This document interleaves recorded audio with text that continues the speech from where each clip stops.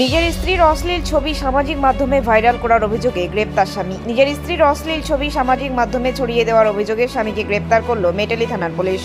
ধৃত স্বামীকে আজ কোর্টে পাঠায় পুলিশ। জানা যায়, ওই ব্যক্তি নিজের স্ত্রীর অশ্লীল ছবি সামাজিক মাধ্যমে ছড়িয়ে দেয়। এরপরই দীর্ঘদিন ধরে কেরালায় গা ঢাকা দিয়েছিল ওই ব্যক্তি। গত 16 এপ্রিল নিজের স্বামীর নামে মেটালি থানায় লিখিত অভিযোগ দায়ের করেন স্ত্রী। অভিযোগের ভিত্তিতে দীর্ঘদিন ধরেই ওই ব্যক্তির খোঁজ চালাচ্ছিল পুলিশ। বুধবার রাতে ওই ব্যক্তি এলাকায় ফিরলে গভীর রাতে অভিযান চালিয়ে মেটালি থানার পুলিশ তাকে গ্রেপ্তার করে। ধৃত ব্যক্তিকে আজ চালসার মঙ্গলবাড়ি গ্রামীণ হাসপাতালে ডাক্তারি পরীক্ষার পর কোর্টে পাঠানো হয়।